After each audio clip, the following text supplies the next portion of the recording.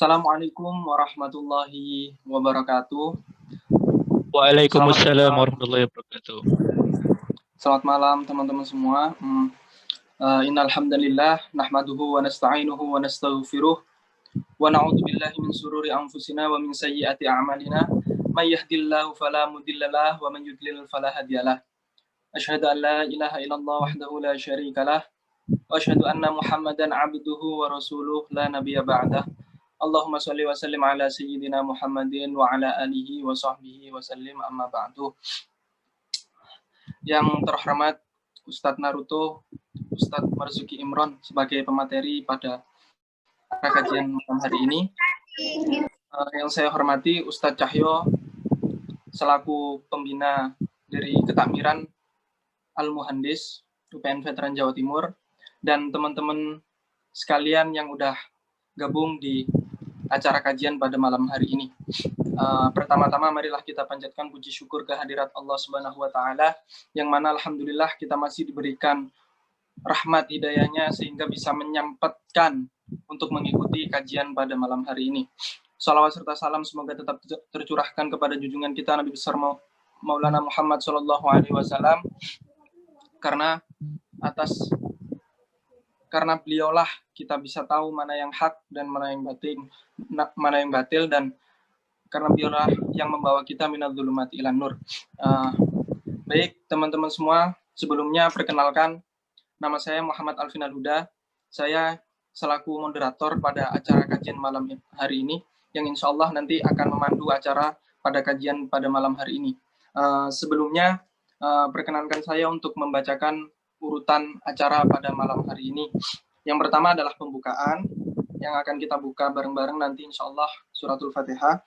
Yang kedua, acara tilawatul Quran, yang insya Allah akan disampaikan oleh Akhi Mufid.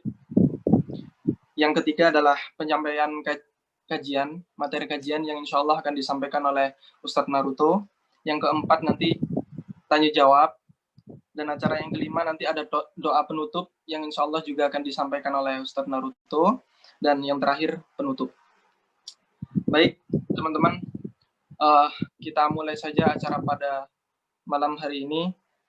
Kita mulai dengan suratul Fatihah. Ila hadratin Nabil Mustafa Muhammadin sallallahu alaihi wasallam. Syai'ulillah lahumul Fatihah. A'udzu billahi minasyaitonir rajim. Bismillahirrahmanirrahim. Alhamdulillahi rabbil alamin arrahmanir rahim maliki yaumiddin. Iyyaka na'budu wa iyyaka nasta'in ihdinas siratal mustaqim siratal ladzina an'amta 'alaihim ghairil maghdubi 'alaihim waladdallin. Amin. Baik, menginjak acara selanjutnya yaitu tilawatul Quran yang insya Allah akan disampaikan oleh Akhi Mufid.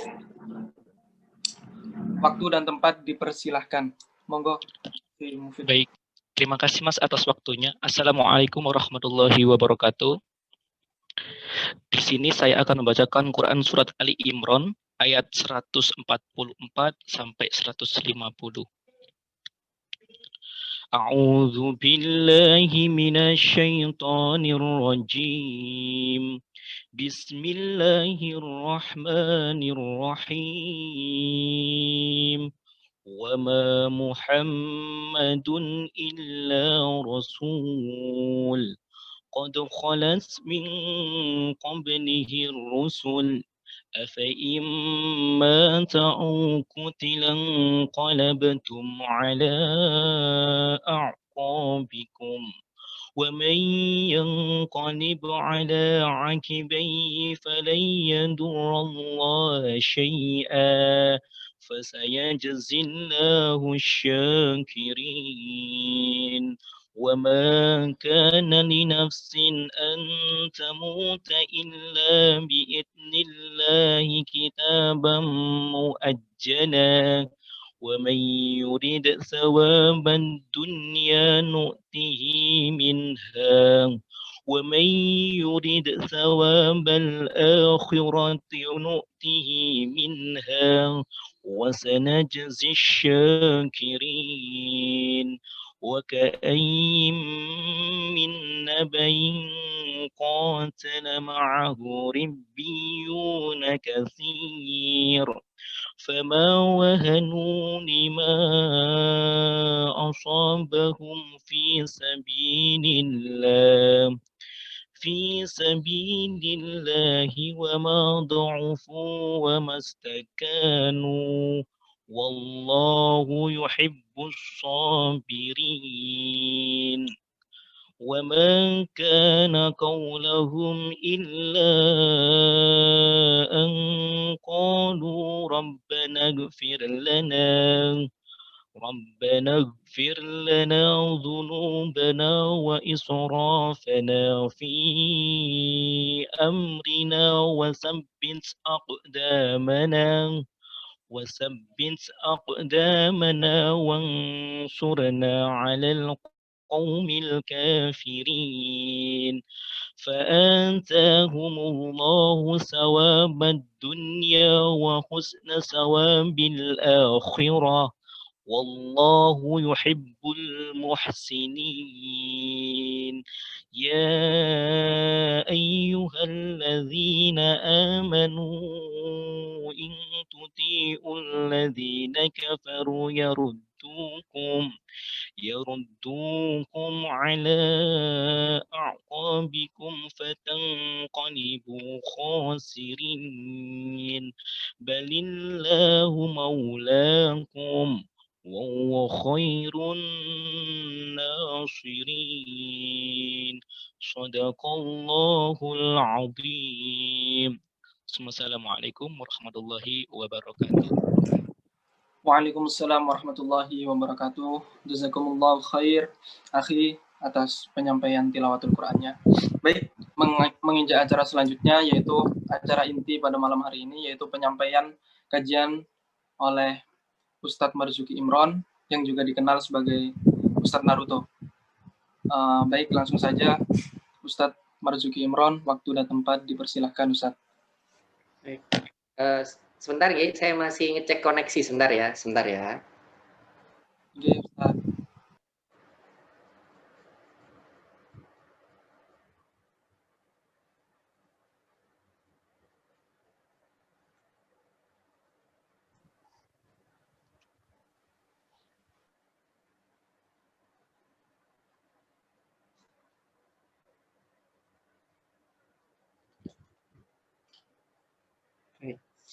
Baik, bismillahirrahmanirrahim. Assalamualaikum warahmatullahi wabarakatuh. Waalaikumsalam warahmatullahi wabarakatuh. Alhamdulillah, wassalatu wassalamu ala asrafil anbiya mursalin sayyidina Muhammad wa ala alihi wa sahbihi wa sallam ajma'in. A'udzubillahi minasyaitonir rajim. Bismillahirrahmanirrahim. Raditu billahi rabba bil islami dina wa bi Muhammadin nabiyyin rasulullah rabbi zidni ilma warzuqni fahma. Rabbi shrahli sadri wa yassir li amri wahlul 'uqdatam min lisani yafqahu qawli bi rahmatika ya arhamar rahimin. Amin ya rabbal alamin. Alhamdulillah rabbil alamin. Puji syukur kepada Allah Subhanahu wa taala. Hari ini kita diberi kesempatan oleh Allah bisa silaturahim di sini setelah beberapa bulan yang lalu kalau tidak salah dengan teman-teman Al-Muhandis. Hari ini ketemu lagi dengan teman-teman Al-Muhandis. Kita belajar bareng-bareng, sinau bareng-bareng tentang salah satu topik yang menarik yang kali ini kita bicara tentang bagaimana menjadi seorang contoh, menjadi seorang keteladanan. Salawat serta salam kita sampaikan ke junjungan kita Rasulullah Shallallahu Alaihi Wasallam. Allahumma sholli wa sallim wa barik alaihi wa ala alihi. Semoga kita diberikan kesempatan oleh Allah untuk bisa mencontoh keteladanan dan akhlak beliau. Semoga kita diberi kesempatan oleh Allah untuk bisa bertemu dengan beliau nanti ketika di akhirat di surganya Allah nanti. Teman-teman yang dirahmati Allah, ini sudah masuk musim hujan. Ini depan saya dari tadi hujan, tidak berhenti-berhenti mulai dari sesudah asar sampai sekarang ini masih hujan. Jadi teman-teman jaga kesehatan. Hidung saya juga sudah mulai agak meler ini dari tadi, makanya suara agak bindeng. Semoga tidak mengurangi kekhusyuan ketika kita diskusi. Baik teman-teman yang dirahmati Allah, ketika kita bicara tentang menjadi influencer gitu ya, sebelum kita bicara tentang menjadi influencer, teman-teman saya ingat saya ingat nasihat guru saya ingat nasihat dosen saya ketika zaman saya kuliah dulu. Saya masih ingat dosen saya bilang seperti ini. Dia bilang, Imron, kita semuanya itu terlalu sering mengkritik pemerintah, gitu kan ya. Ini saya tidak ngomong politik ya, ini saya ngomong masa dulu zaman saya masih kuliah gitu kan ya. Belum politik kayak yang ramai kayak sekarang, belum ada. Ini zaman saya kuliah itu tahun berapa itu? Tahun 2000-an awal gitu ya saya kuliah. Ini biar kelihatan kalau tua gitu ya. Saya kuliah tahun 2000 awal itu saya masih ke dosen saya nasihatin saya seperti ini, Imron, kita itu terlalu sering mengkritik pemerintah, pokoknya pemerintah jelek, kekurangan ini oh semuanya jelek gitu kan ya. Dan bisa jadi memang ada di pemerintahan mungkin ada orang-orang yang tidak baik, ada orang-orang yang tidak amanah seperti itu. Nah, kata dosen saya, kita itu terlalu sering mengkritik, tapi kita tidak bisa memberikan solusi. Maksudnya gimana Pak dosen gitu? Maksudnya gimana Prof? Saya bilang gitu. Loh, coba deh, Anda itu loh terlalu sering mengkritik pemerintahan, tapi tidak ada dari Anda yang mau masuk pemerintahan.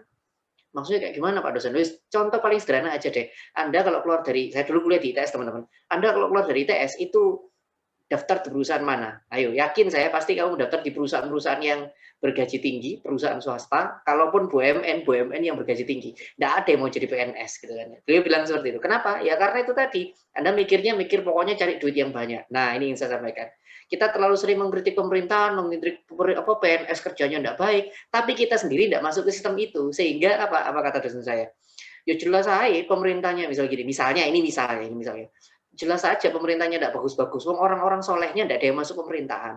Wong orang jujur-jujurnya tidak ada yang masuk pemerintahan. Wong orang-orang ahlinya tidak ada yang masuk di pemerintahan. Makanya pekerjaan di pemerintahan berantakan. Kenapa? Karena orang model kayak jenengan kayak Anda semuanya tidak ada yang masuk pemerintahan.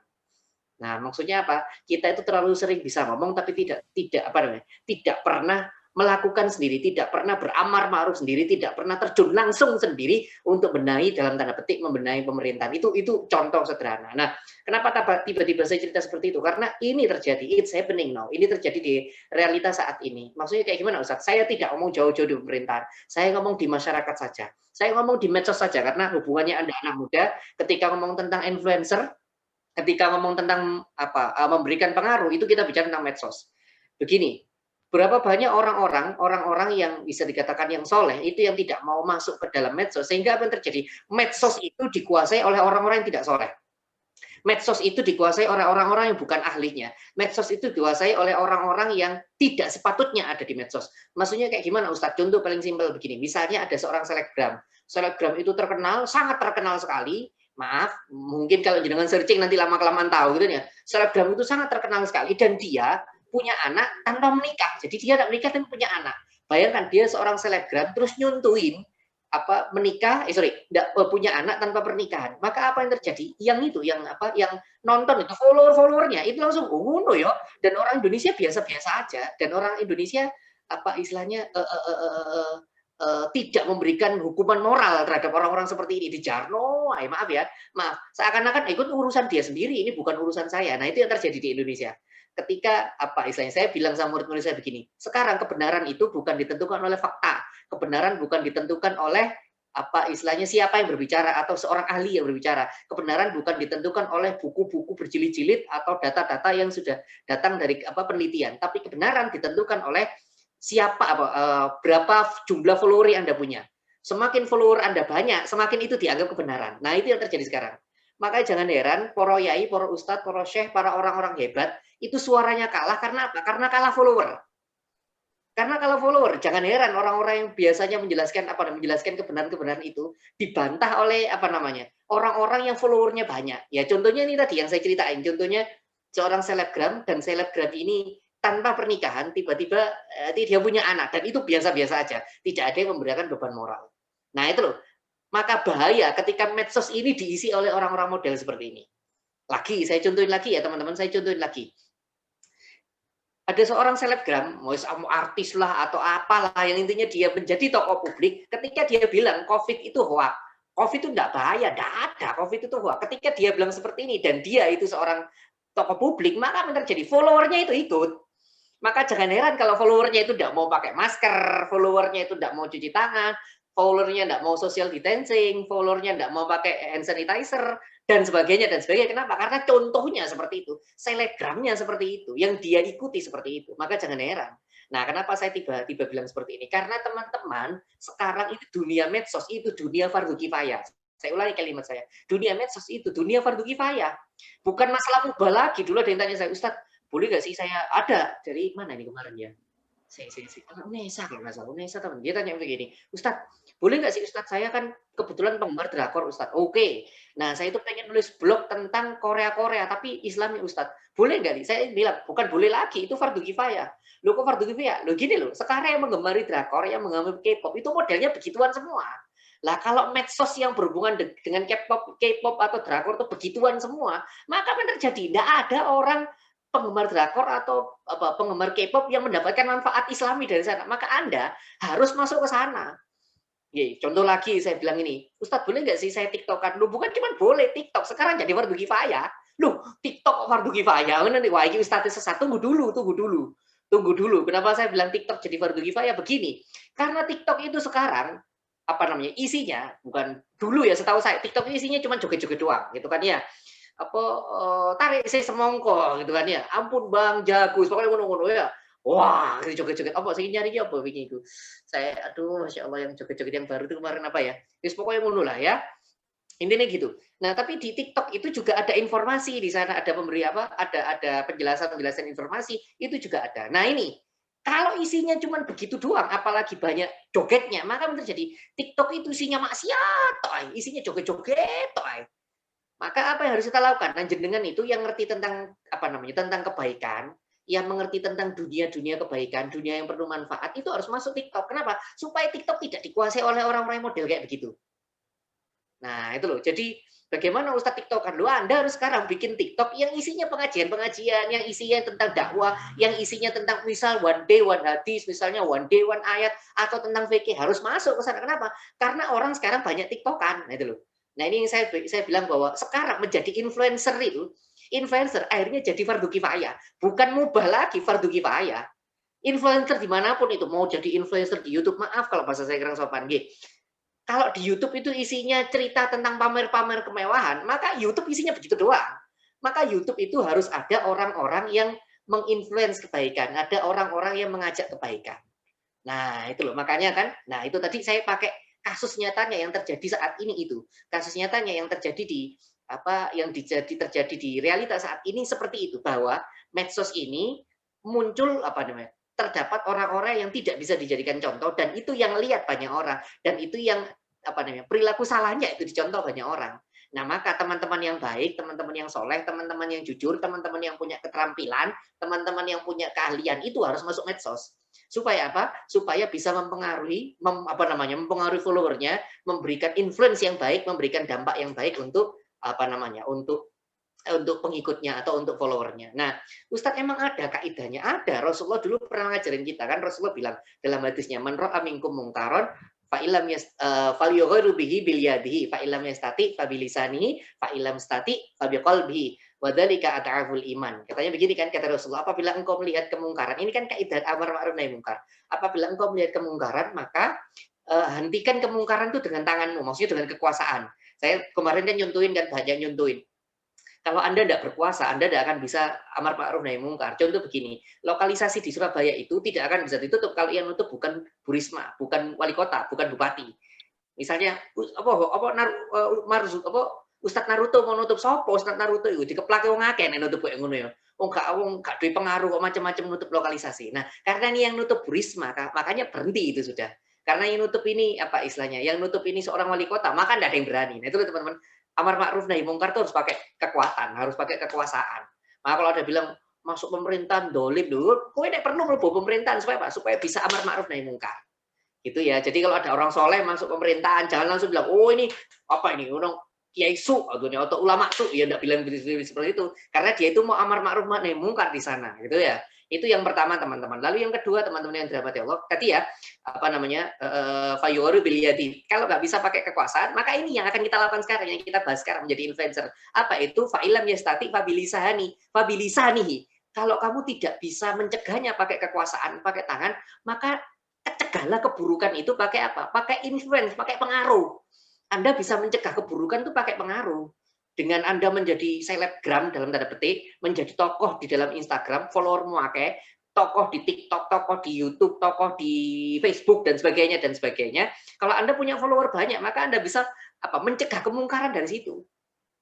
Bisa Anda mencegah kemungkaran, misalnya Anda mau ngomong, misalnya kemarin kejadian tentang kasus Perancis itu yang penghinaan terhadap Nabi. Nah, Anda mungkin tidak punya kekuatan lawan Perancis. Anda bukan Donald Trump yang bisa nyerang Perancis karena tidak punya kekuatan. Ya, maka influence. Pakai influence, ketik di Twitter, Instagram, dan sebagainya, bikin konten yang mempengaruhi. Ini loh sikap kita yang benar kalau mau lawan Perancis itu. Nah, itu Anda menginfluence dengan cara itu. Makanya yang kita lakukan ketika dengan jadi influence, itu ada dalilnya, yaitu tadi, fa'ilam yastati fabilisanihi. Karena kita itu butuh amar ma'ruf nahi mungkar dengan lisan. Maksudnya lisan di sini itu pengaruh. Kita itu disuruh amar ma'ruf nahi mungkar kalau tidak bisa pakai kekuasaan atau tangan, biliyadihi kalau dalam kaidah tadi, atau dengan itu tadi, dengan lisan atau dengan pengaruh. Nah, sekarang kita akan mulai mempelajari, karena kita sudah paham ya, bahwa ternyata menjadi influence, menjadi populer itu penting. Saya ulangi kalimat saya, menjadi populer penting. Kalau dulu, kalau bisa jangan terkenal, jangan populer. Saya bilang, kalau zaman dulu nggak terkenal nggak apa-apa, kalau zaman sekarang harus terkenal. Kalau Gus Baha nggak terkenal, orang nggak akan bisa ngaji yang benar. Gus Baha itu harus terkenal, yang soleh-soleh itu harus terkenal. Kenapa? Supaya ngaji yang benar itu muncul gitu loh. Supaya itu loh jelas, itu rujukannya jelas ya, karena itu ada orang-orang soleh yang muncul. Nah, sekarang kita akan mulai belajar, Ustadz, bagaimana caranya menjadi seorang influencer kebaikan. Dalam artian gimana sih influencer kebaikan itu seharusnya? Supaya memang kita itu ketika menjadi influencer kebaikan, karena memang kita mengemban mengikuti yang disampaikan Rasul fa'ilam yastati fabilisani, cegah dengan lisan atau dengan pengaruh. Maka sekarang kita akan mulai mempelajari bagaimana menjadi seorang influencer yang baik. Seorang influencer yang baik yang menyebarkan kebaikan. Nah, apa Ustadz langkah-langkahnya? Jadi memang ada banyak ya, tapi kalau kita bahas semalaman begini juga tidak akan selesai. Kita bahas yang sederhana saja. Jadi yang pertama ada 3 ya teman-teman, ada tiga hal yang harus kita lakukan kalau kita menjadi influencer. Kalau kita menjadi influencer, ada 3 hal yang harus kita lakukan. Apa itu? Hal singkatannya ACB ya, kebalikan dari ABC. ACB itu harus 3 hal yang harus kita lakukan. Apa itu Ustadz? A yang pertama adalah ketika Anda menjadi influencer, fokuskan pada ajak.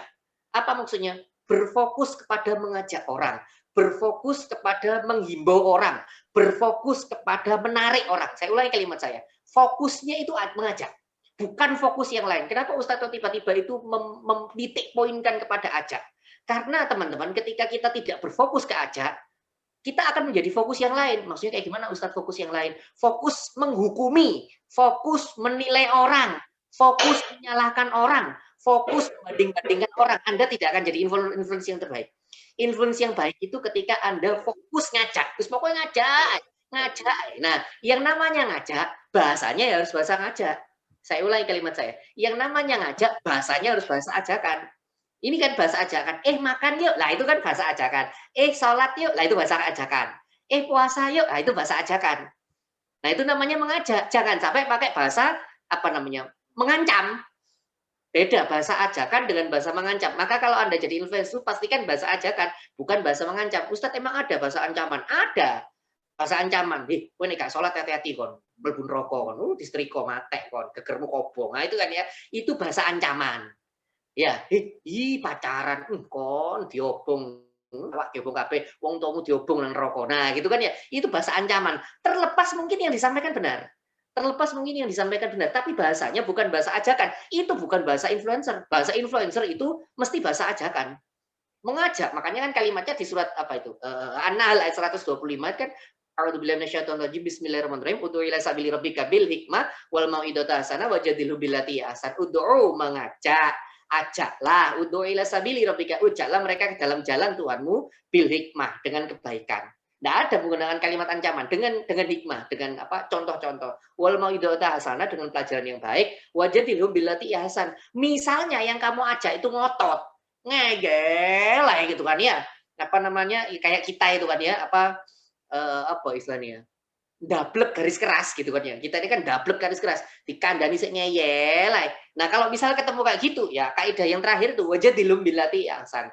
Maka diskusilah atau dalam tanda petik debatlah dengan bahasa yang paling halus, paling sopan. Nah, itu teman-teman, ternyata Al-Qur'an itu sudah ngasih tahu An-Nahl 125 itu. Ketika ono sing ngeyelan, mau ngeyel pol, ya sudah, kalau mau ngajak diskusi atau debat tapi menggunakan bahasa yang paling halus, bahasa paling sopan. Nah, apa maksudnya tiba-tiba saya cerita kayak begini? Karena sebagai seorang influencer itu, fokus terpentingnya adalah mengajak. Maksudnya kayak gimana Ustadz? Ketika Anda melihat orang gitu kan ya, ketika Anda melihat orang dan ketika Anda lihat orang itu misalnya apa namanya, melakukan sesuatu yang belum benar, maka Anda tunjukkan aja yang benarnya. Misalnya gini ya, misalnya ketika dia tidak sholat, kita tak perlu ngomong, apa namanya, oh nek gak sholat mlebu rokok loh. Kita tunjukkan aja benernya. Sampean kalau misalnya apa habis beli minum minum es gitu kan, bayar enggak? Gitu kan, yang bayar lah gitu kan ya. Habis minum es bayar enggak? Bayar lah, kenapa? Wong sudah minum es kok seger. Nah, gitu. Terus balik, kira-kira kalau sampean mau habis makan nasi pecel bayar nggak? Yang bayar, harus kenyang kok. Kira-kira jangankan itu, habis buang air besar ke apa ke pom bensin, ke toilet umum bayar nggak? Bayar, karena kita baru saja menyelesaikan hajat kita. Pasti semua itu ada bayarnya. Kudu bayar, nggak ada yang gratisan. Nah sama, bilang aja sama dia, ya sama. Kita itu bernafas dengan sangat enak, itu harusnya bayar. Harusnya bayar. Ya udah gak bayar, ya gak sopan. Sampai habis minum es, ditinggal ngali melayu gak bayar. Itu kemplang ambek wonge gitu kan ya. Habis beli apa namanya nasi bebek, wes lagi enak mangan terus melayu gak bayar. Dikemplang ambek wonge. Wong enak menikmati hasilnya, tapi tidak bayar. Nah sama teman-teman yang dirahmati Allah. Ketika Anda bernafas, dikasih nafas yang sangat enak, seger, tidak bayar. Oh, itu dikemplang sampai sing duwe udara, on. Dikemplang temenan sampai sing duwe oksigen. Dikemplang sama yang memberikan kesehatan sama jantung. Makanya harus bayar. Nah, bilang, Mas, sampean wong kalau beli minum aja bayar kok. Apalagi kalau yang ngasih nafas, harusnya bayar. Bayar kita itu bukan pakai uang, tapi pakai ibadah. Lah itu loh teman-teman, itu ngomongnya itu ngajak. Bukan konro. Nah itu influencer itu bahasanya bahasa ajakan. Saya ulangi lagi, bahasanya itu bahasa ajakan. Jangan sampai ketika kita menjadi influencer itu, kita itu pengen, gini logikanya, kita itu pengen ngajak orang masuk ke rumah kita, tapi dikasih pagar. Kita pengen ngajak orang masuk ke rumah kita, dikasih pagar. Maksud dikasih pagar kayak gimana Ustadz? Ya itu lagi, bahasanya itu bahasa mengancam. Bener saya pertama bahasanya bahasa ajakan, tapi endingnya ancaman gitu. Jangan lupa ya nanti malam ikut pengajian ya. Awas nggak datang. Loh ya ono awas sih. Padahal sudah bahasanya itu bahasa ajakan. Endingnya awas nggak datang. Loh ono awas gitu. Itu bahasa ancaman. Nah itu teman-teman. Jadi ketika Anda mau jadi influencer, entah itu by apa namanya audio seperti ini, Anda bikin konten lewat audio atau by tulisan, caption di Instagram atau di Facebook atau Twitter, maka pastikan bahasa Anda itu bahasa yang bukan ancaman. Bahasa ajakan. Saya ulangi kalimat saya. Bahasa ajakan. Bahasa bisa dipahami, Jadi poin pertama adalah gunakan bahasa. Poin pertama adalah ketika menjadi seorang influencer fokus pada ajak, mengajak. A pertama adalah ajak. Berarti perilakunya harus mengajak, bahasanya harus mengajak. Setiap hal yang kita lakukan itu dalam rangka mengajak.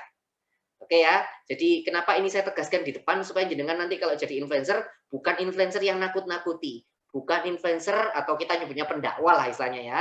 Bukan pendakwah atau influencer yang memberikan ancaman, tapi influencer yang mengajak ada orang lain untuk berbuat baik. Ya makanya kan bahasanya kan harus bahasa-bahasa yang positif. Saya pernah bilang sama teman-teman, saya paling tidak setuju ada kalimat tumben sholat. Nah itu saya tidak setuju kalimat itu. Tumben sholat gitu kan ya. Saya karena pernah kayak begini teman-teman. Zaman masih mahasiswa itu saya pernah menggunakan kalimat ini. Saya punya teman yang tidak sholat gitu kan ya. Terus tiba-tiba dia sholat gitu loh. Nah itu saya langsung ngomong tumben sholat gitu ya. Itu langsung anaknya langsung sedih gitu loh. Orang sholat kok malah diomongin tumben gitu loh. Nah sama teman-teman yang dirahmati Allah, kalau jenengan istilahnya ketika mengajak kebaikan itu bahasanya bukan yang kayak saya contohkan tadi tumben sholat, enggak. Kalau ada temannya sholat langsung bilang, wih bagus, besok diulangi ya sholat lagi. Nah itu loh bahasa-bahasa motivasi, bukan bahasa-bahasa ngedownkan, bukan bahasa-bahasa menjatuhkan, tapi bahasa menaikkan. Ya sholat kok lagi ada masalah aja, kebalik kalimatnya bukan begitu. Kalimatnya itu kalau lagi ada masalah segera sholat. Nah gitu. Sedekah kalau lagi ada maunya aja. Kebalik kalimatnya. Kalimatnya yang benar kalau lagi ada maunya segera sedekah. Nah itu istikharah kalau meminta jodoh aja. Kebalik kalimatnya. Kalau pengen jodoh segera istikharah. Nah begitu. Ini kan bab kesukaanmu, tahu nih bahas jodoh-jodoh begitu.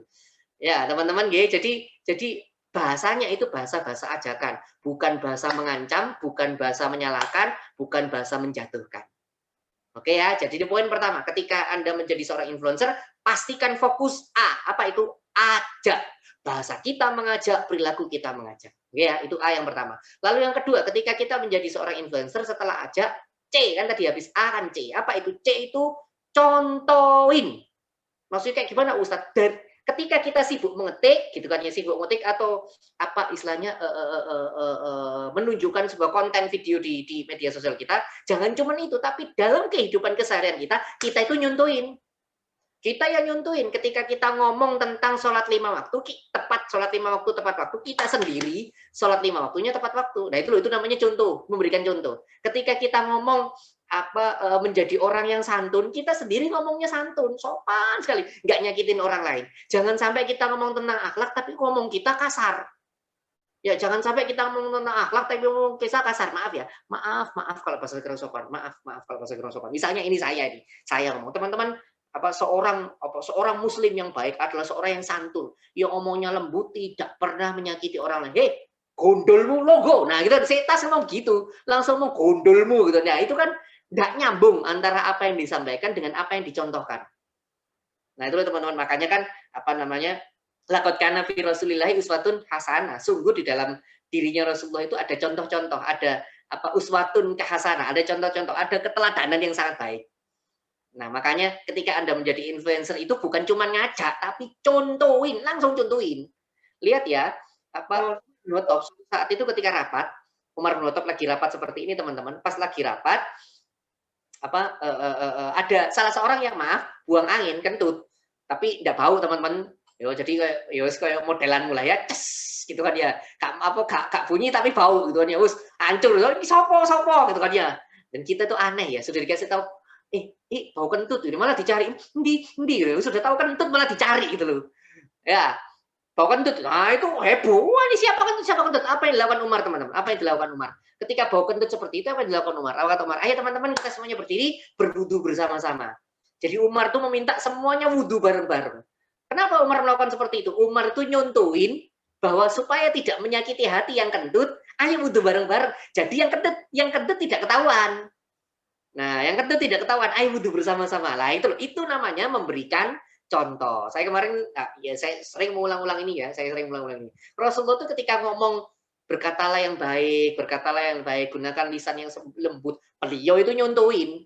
Beliau itu memberikan contoh. Ketika beliau memberikan nasihat kepada salah satu keluarganya Bani Abbas, salah satu keluarganya seorang wanita, pada saat itu auratnya terbuka, apa yang dilakukan oleh Rasulullah? Rasulullah itu menggunakan kalimat yang sangat sopan.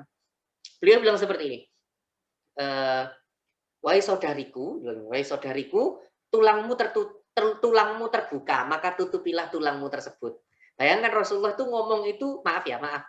Rasulullah itu tidak ngomong paha, enggak ngomong pupumu ketok, enggak ngomong gitu, enggak ya. Kayak enggak, Rasulullah itu ngomong tulangmu terlihat. Nah itu sopan sekali, sangat sopan sekali. Menghindari orang itu tersinggung. Ketika Rasulullah menjelaskan bahwa sesungguhnya setiap manusia itu akan selamat kalau dia mampu menjaga 2 lubang di antara 2 tulang. Oh, itu sopan banget, Mas. Halus banget. 2 lubang di antara 2 tulang. Mungkin jangan bingung, Ustaz, 2 lubang di antara 2 tulang. Ini 2 tulang. Ini sampai ini lubangnya. Ini lubang yang pertama, maaf, dan lubang yang kedua, maaf, alat al-fajru, alat kelamin itu loh. Makanya Rasulullah itu enggak ngomong jagalah cangkemmu sama tit, itu enggak gitu kan ya. Rasulullah itu ngomongnya halus, 2 lubang di antara 2 tulang. Loh itu loh. Halus banget. Dan ini bukan cuma Rasulullah, Umar bin Khattab pun seperti itu. Ketika ada seorang sahabat itu dia bawa istilahnya ya, bawa kayu bakar, bawa obor gitu kan ya. Api itu kan dalam bahasa Arab anar itu api, bukan cuma neraka. Api itu anar, neraka itu juga anar gitu. Nah, ketika salah satu sahabat itu bawa api, maksudnya Umar tuh ngomong, ikutilah sahabat itu, dia membawa api gitu kan ya. Nah, Umar itu mengganti kalimatnya, tidak menggunakan kata-kata anar, tapi menggunakan kata-kata an-nur, cahaya. Jadi Umar tuh supaya tidak menyakiti orang itu karena menggunakan kalimat anar, ditakutkan nanti dia tersinggung. Loh kok menggunakan rokok gitu. Maka diganti dengan kata-kata an-nur. Loh, Umar loh teman-teman memilih kata-kata supaya tidak menyakiti orang lain. Nah, itu namanya memberikan contoh. Ngasih contoh. Nah, maka ketika Anda menjadi seorang influencer itu, makanya kan pencitraan itu penting, tapi jangan sampai pencitraanmu itu jauh dibanding perilaku keseharianmu. Saya ulangi kalimat saya. Jangan sampai pencitraanmu itu jauh dibanding perilaku keseharianmu. Nggih. Pencitraan penting. Contoh, ini saya pencitraan. Kalau di rumah saya enggak pakai kopiah, ya santai aja, pakai celana selutut gitu kan ya, pakai kaos, gambarnya Naruto gitu kan ya. Ya itu kalau di rumah begitu. Tapi kalau lagi ceramah pencitraan, pakai baju koko seperti ini kan pencitraan gitu loh. Nah, pencitraan memang penting, bungkus itu memang penting, tapi jangan sampai bungkusmu atau pencitraanmu itu, pencitraan Anda itu jauh dengan realita keseharian Anda. Supaya apa? Yaitu tadi, supaya Anda benar-benar mencontohkan. Jadi yang namanya influencer itu memberikan contoh. Setelah mengajak, nomor 2 itu memberikan contoh. Jangan cuma ngajak doang, permisi ya. Silakan Anda cek. Silakan Anda cek video-video saya yang baru-baru, yang terbaru ini. Silakan cek ketika saya lagi offline ceramah di ceramah di tempat, bukan di rumah kayak begini, bukan via online kayak gini. Silakan cek. Saya ceramah dimanapun tuh pakai masker. Meskipun pendengarnya tidak pakai masker, saya tetap pakai masker.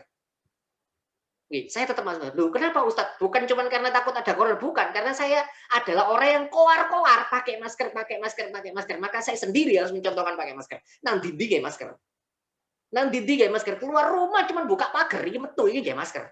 Kenapa? Karena memberikan contoh. Sekali lagi, yang namanya influence itu harus memberikan contoh. Bukan cuma omongan doang. Silakan Anda cek beberapa video kemarin sama MKM itu, saya pakai masker. Yaitu tadi memberikan contoh ya. Pakai masker kan keluar, kalau lagi makan ya dibuka maskernya. Ojo sampai mangan kayak masker ya, gak mlebu-mlebu gitu kan ya. Nah, itu ya teman-teman ya. Jadi yang namanya influence itu, yang namanya influence kebaikan itu, selain poin nomor 1 adalah mengajak, poin nomor 2 itu beri contoh. Jadi A-nya itu ajak, C-nya itu contohin. Jangan cuma ngomong tapi berikan contoh. Ketika Anda mengajak, ayo sedekah misalnya. Anda adalah orang pertama, ini dari saya, gitu kan ya. Silakan Anda cek lagi video-video yang saya lama atau dengan tanya sama murid-murid saya, ketika saya ceramah tentang sedekah, apakah cuma ngomong doang? Enggak, dia ngomong, teman-teman kita ceramah, kita sedekah gitu. Joko dompet langsung kita buka, belum, ayo sing liyane. Nah, itu langsung memberikan contoh. Itu ya. Jadi itu nomor 2. A yang pertama adalah ajak, C nomor 2 adalah contohin. Nah, ini yang B. Apa itu B, Ustadz yang ketiga? B yang ketiga adalah bersihkan niat. Ustadz maksudnya gimana? Kalau niat Anda tidak bersih, kalau niat Anda tidak ikhlas, maka yang terjadi nasihat Anda, influence Anda, ajakan kebaikan Anda tidak akan sampai ke hatinya orang. Tidak akan sampai mengubah atau menggugah orang. Kenapa? Karena niat Anda sendiri tidak ikhlas. Karena niat kita, termasuk saya mungkin ya, niat kita itu pengen terkenal, pengen diakui sebagai orang hebat. Nah, kalau niatnya tidak bersih seperti itu, maka yang terjadi apa yang terjadi? Maka ketika kita mengajak kebaikan, ketika kita menginfluence, maka itu tidak akan berdampak. Kenapa? Karena niatnya salah. Kalau kata guru ngaji saya itu, ruhnya itu di niat. Kekuatannya itu ada di niat. Kalau niatnya nggak bersih, tidak ada kekuatan sama sekali.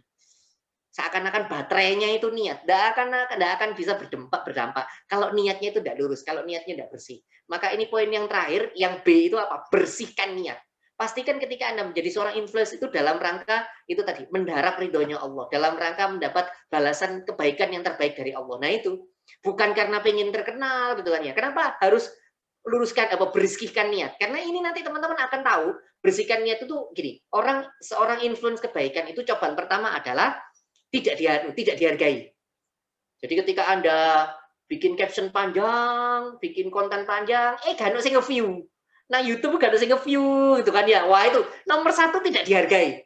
Jadi konten Anda kalah menarik dengan yang obrol-obrol kemewahan gitu kan ya. Konten Anda kalah menarik dengan prank-prank, yang ngeprank kayak begitu dia dan sebagainya. Ya itu ujian pertamanya orang influence mengajak kebaikan itu apa?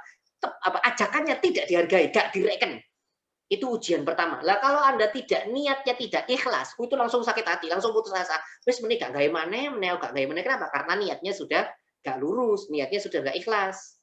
Ya, 1. Ujiannya lagi yang kedua, ketika orang mengajak kebaikan, makanya saya bilang bersihkan niat. Karena ada di poin ini nanti. Nomor 1 itu tidak dihargai, nomor 2 diejek. Bukan cuma tidak dihargai, diejek. Anda ketika berbuat kebaikan harus dilokno. Misalnya ya, Anda dakwah di TikTok, langsung dilokno. Itu dakwah kok nang TikTok mencampur adukan yang hak dengan yang batil. Loh kan ya ini diejek. Mesti itu ketika Anda berbuat baik, itu mesti ono sing gak seneng. Mesti nanti akan ada yang ngejek. Nah, itu ujian nomor 2. Maka ketika Anda tidak bersih niatnya, tidak lurus niatnya, tidak ikhlas niatnya, apa yang terjadi? Gampang oleng. Gampang oleng gitu kan. Gampang Gampang kena gampang putus asa. Kenapa? Ya karena caci maki dan celaan oleh orang lain. Yang mungkin malah mereka tidak bisa melakukan apa yang kita lakukan. Nah, gitu. Maka kenapa saya bilang bersihkan niat. Maka kalau nanti Anda bikin konten di YouTube, bikin konten di Instagram, di Facebook, di Twitter, di TikTok misalnya, ketika ada yang mencela dan sebagainya, ada yang ngasih tombol jempol ke bawah misalnya, gitu kan ya. Ada yang ngasih tombol jempol ke bawah, Anda ada sakit hati. Anda bikin konten di YouTube tak sing kok delok aja cuman sing kok delok iku aja jempol semisal wis tak lah gak usah didelok wis. Yang penting kalau Anda memberikan manfaat, ikhlaskan, ikhlaskan. Nah, itu poin nomor 2, apa istilahnya ketika Anda tidak membersihkan niat, maka itu nomor 1 tadi apa? Cobaan yang pertama. Nomor 1 tadi tidak dihargai. Nomor 2, ujian nomor 2 itu dicela atau dicaci. Nah, ini yang paling menakutkan. Nomor 3. Oh, Pak Ustadz kok menakutkan? Oh, no. Ujian pengajak kebaikan adalah dipuji. Ya, ini yang paling bahaya. Ada orang ketika tidak dihargai, dia selamat. Ikhlas, hatinya ikhlas. Ada orang yang ketika dia tidak dihargai, dicela, dia tetap ikhlas. Nah, ini ujian nomor 3 ini. Ujian nomor 3 apa itu? Ketika dia dipuji, goyang dia. Gitu ya. Masya Allah, Mas. Saya itu sering lihat YouTube-nya jenengan. Akhirnya saya sekarang rajin sholat gara-gara YouTube-nya jenengan. Wow, langsung. Itu biasa aja kok. Nah, itu wes buyar. Hilang pahalamu. Pahalamu hilang. Ya, karena itu tadi, teman-teman. Karena apa? Karena ujian yang paling berat itu bukan tidak dihargai, bukan dicela, dipuji. Itu ujian yang paling berat. Ketika seseorang itu dipuji, langsung goyah. Saya bilang sama kemarin ketika di kajian itu, saya bilang, ujian kami, para pendakwah itu bukan pada saat bukan ceramahnya, bukan. Ujian kami itu ketika turun dari panggung, yang tepuk tangan banyak. Sing tepuk tangan banyak, sing sungkem akeh, Gus, nyeluk Gus pisan gitu kan ya. Ade itu Gus kok abu gosok, iya dhewe kan ya. Gus gusurnya ade iya gitu kan ya. Itu yang sungkem banyak, yang minta nomor handphone banyak, mau memuji banyak. Wah, itu sudah, itu ujian untuk hati. Ujian keikhlasan. Nah, kenapa saya bilang tadi bersihkan niat. Ya karena ini nanti teman-teman akan mengalami ketika punya konten, followermu banyak. Akhirnya apa yang terjadi? Akhirnya ketika Anda bikin konten terus gak ono sing like, itu loro hati. Ketika Anda bikin konten terus kok gak ono view nih, itu sakit hati. Kenapa? Ya karena tidak membersihkan niat dari awal. Oke, maka bersihkan niat supaya apa? Ketika Anda menjadi influence kebaikan itu dicela tidak sakit hati, diejek tidak tersinggung, dipuja atau dipuji tidak tinggi hati. Saya bicara ini bukan hanya berhubungan dengan medsos, tapi dalam keseharian. Misalnya Anda bukan berdakwahnya di medsos, tapi langsung misalnya. Itu pun bersihkan niat sama. Ketika Anda berdakwah, pertama kali mungkin akan direken orang, sopoar gitu kan ya. Lalu lama-kelamaan setelah gak direken, naik levelnya, dicaci. Kira kok yo-yo, itu dicaci, mulai dicaci. Nanti ketika ceramah Anda, dakwah Anda didengar orang, nah itu naik lagi level yang tertinggi itu tadi, dipuji orang. Nah, itu ujian yang paling bahaya. Banyak orang yang oleng, yang goyah karena dipuji orang. Ketika dia dipuji, mulai dalam hatinya ke, iya yo aku ini soleh yo, iya yo aku ini pinter. Nah, ini yang masalah. Ini yang masalah. Nah, makanya menjadi influence kebaikan itu poin nomor 3, poin nomor 3 adalah bersihkan niat. Nah, itu teman-teman ya. Jadi yang pertama tadi apa? Tadi ACB. A-nya apa? Ajak. Fokuslah ketika menjadi seorang influencer, fokuslah mengajak. Perilaku kita, bahasa kita, sikap kita harus sikap mengajak, bukan sikap menjelekkan, bukan sikap menjatuhkan, bukan sikap menghakimi dan sebagainya. Lalu setelah ajak C, apa itu C? Contohkan. Jadi bukan cuma ngomong tapi langsung contohin. Ketika kita mengajak sesuatu itu kita yang memulai melakukannya. Kita memberikan contoh. Jadi diri kita itu tidak sibuk pencitraan, tapi memang aslinya kita seperti itu. Nah, ini C ya. Jadi ajak, contohin, lalu tadi B yang terakhir apa itu? Bersihkan niat. Ketika Anda menjadi seorang influencer, pastikan niat Anda itu lurus, niat tidak ada ikhlas, mencari ridhonya Allah, mengharap kebaikan-kebaikan, kebalasan kebaikan dari Allah. Karena apa? Karena ketika Anda berbuat baik, Anda akan menemui ujian-ujian untuk membengkokkan niat Anda, supaya niat Anda itu tidak lagi mendapatkan balasan dari Allah. Oke, jadi bersihkan niat. Dari A, C, B. Ajak, contohin, bersihkan niat. Baik, Mas Moderator, monggo silakan kalau mau tanya jawab. Silakan. Ini yang di Instagram sabar nggih. Biasa kalau Instagram terakhir ya nanti tanya jawabnya. Silakan. Ya, Ustaz. Baik, jazakumullah khair Ustaz. Baik, buat teman-teman semua audien, monggo silahkan kalau ada pertanyaan bisa raise hand atau bisa langsung ditulis di kolom chat. Silahkan. Bisa raise hand, nanti kalau teman-teman raise hand mau tanya, nanti kita buka langsung dibuka aja suaranya gitu. Monggo silakan. Nah, itu untuk Fitri K Management. Monggo silakan, langsung aja Mbak. Oke, Assalamualaikum. Saya mau tanya mengenai yang menjadi influencer yang tentang mengajak tadi. Nah, selain harus berbahasa yang sopan, gimana sih cara untuk mengajak orang lain? Contohnya kayak apa gitu? Soalnya gini kan, saya suka nulis. Nah, saya nulisnya itu kayak ya tentang Islami gitu. Nah, di akhir itu kayak ada hadis. Nah, itu hadisnya itu kayak langsung, kamu nanti kalau nggak gini, hukumannya gini. Itu kan ada yang hadis-hadis gitu. Nah, itu sebenarnya boleh nggak sih? Atau kesannya kayak menggurui dan itu harus diubah? Nah, terima kasih. Baik. Ini Paham nggak, Kak? teman-teman yang di Instagram supaya teman-teman yang di Instagram biar supaya tahu, saya ulang pertanyaan. Tadi ada yang tanya, Ustadz bagaimana sih ketika kita mengajak dan bahasa-bahasa yang halus itu, padahal ada beberapa hadis yang bahasanya itu yang ancaman, neraka gitu. Apa enggak boleh kita menggunakan bahasa-bahasa ancaman kayak gitu? Ini yang saya sampaikan, boleh-boleh saja, tergantung pendengar Anda itu, follower Anda itu di level yang mana. Kalau pendengar Anda itu rata-rata anak awam, orang awam, maka hindari bahasa-bahasa larangan, bahasa-bahasa ancaman. Baru orang awam, baru setelah ikut pengajian Anda ngasih ceramah tentang jihad, dia nangis muntah darah dia ya. Baru ngaji Anda cerita tentang jihad, jadi kita harus jihad bisa bilang Allahu Akbar. Barusan selesai setasan masuk Islam, Anda ceramah jihad. Ya mundur betul kok Islam gara-gara ceramahnya itu. Nanti dulu, maksudnya gimana? Ketika Anda tahu betul bahwa follower Anda, pengikut Anda itu yang Anda dakwahi itu ternyata baru orang awam, maka hindari bahasa-bahasa atau hadis-hadis tentang neraka. Nanti dulu, hadis neraka itu terakhir. Lu Ustaz taunya dari mana? Yo karena memang Allah mencontohkan seperti itu. Ketika Rasulullah berdakwah di Mekah itu bahasanya bahasa surga, bahasa iman, tidak ada ancaman. Baru ketika pindahkan Madinah, iman para sahabat itu sudah kuat semua, baru bahasanya itu bahasa neraka. Pengharaman minuman keras itu bukan di bukan di Mekah. Di Mekah itu masih boleh minuman keras. Syariat minuman keras haram tuh bukan di Mekah, tapi di Madinah. Kenapa? Karena orang ketika sudah pindah ke Madinah, itu imannya sudah kuat. Makanya ancaman turun semua. Iman sudah kuat. Mereka sudah kenal banget dengan Allah. Maka silakan gunakan bahasa seperti itu. Nah, balik lagi. Ustadz, kalau gitu gimana bahasa ajakan? Ya, itu tadi Anda harus lihat dulu. Apa teman-teman Anda atau follower Anda atau pengikut Anda itu seperti apa. Kalau modelnya baru orang-orang awam, ya gunakan bahasa-bahasa yang enak, bahasa-bahasa santun, pilih bahasa-bahasa yang terbaik. Contoh ya, saya beritahu ini Rasulullah luar biasa nyontohin kita. Saya tertarik fikih ya gara-gara hadis ini. Biasanya kita kalau bicara tentang akhlak itu kan carinya hadis-hadis tentang akhlak, kitab-kitab tasawuf, baru ketemu akhlaknya Rasulullah. Saya baru tahu akhlak itu dari kitab fikih ya ini. Saya kaget tuh, kok bisa ya? Rasulullah itu bilang seperti ini. Barang siapa yang tertidur atau lupa. Nah, ini kalimatnya, tertidur atau lupa. Barang siapa yang tertidur atau lupa sholat subuh, maka dia wajib mengkodok. Saya ulangi kalimat saya. Barang siapa yang tertidur atau lupa sholat subuh, maka dia wajib mengkodok. Nah ini, Ustadz, mana hadis akhlaknya? Kita kalau bukan ulama tidak paham.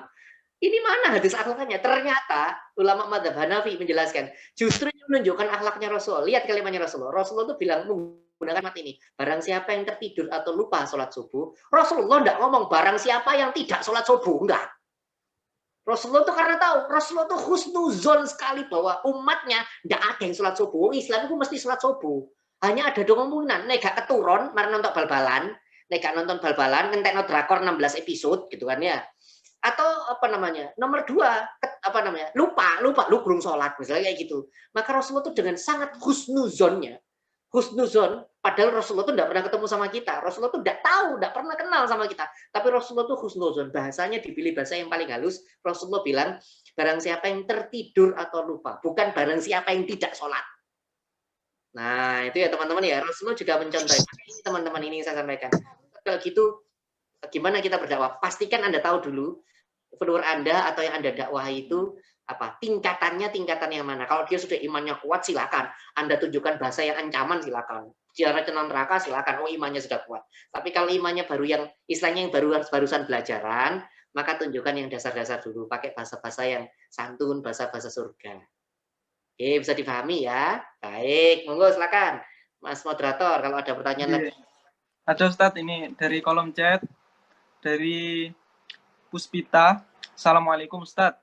Gimana kalau followers kita banyak rekan kerja yang non-muslim? Konten-konten seperti apakah yang seharusnya kita sharing? Adakah batasan-batasannya? Bagus. Sip. Wah, ini pertanyaan bagus. Ini ada yang tanya teman-teman, biar Instagram tahu juga. Ada yang tanya, Ustadz, ternyata follower kita itu mayoritas non-muslim ternyata. Apa yang harus kita lakukan? Nah, ini apa namanya? Iklan berjalan, Mas. Jenengan tuh ads nih ya. Iklan tuh ads ya namanya ya. Di YouTube namanya ads ya. Saya tidak tahu soalnya gitu-gitu ya. Betul. Ya betul ya, ads ya. Akhirnya Anda jadi iklan berjalan. Maksudnya gimana, Ustaz? Waktunya mengiklankan Islam. Kayak gimana, Ustaz? Maka yang Anda konten-konten yang Anda tujukan itu konten-konten tentang bagaimana baiknya perilaku Nabi Muhammad. Bagaimana baiknya perilaku ulama-ulama Islam terdahulu. Nah, itu loh. Konten-konten tentang akhlak, konten-konten tentang kebaikan itu semuanya orang-orang non-muslim bilang, no, yaudah no. Gitu kan. Saya pernah cerita kan sama teman-teman. Dulu saya ceramah zaman sebelum ada belum Mbah Covid ini muncul gitu kan ya. Sebelum Mbah Covid ini muncul, saya rutin ngisi pengajian di salah satu perusahaan yang pengajian itu sebenarnya gini, mereka nyebutnya bukan pengajian tapi peningkatan spiritualitas. Rutin tiap bulan. Nah, yang ngisi itu gantian. Kadang pendeta, kadang biksu, kadang ustadz. Jadi gantian.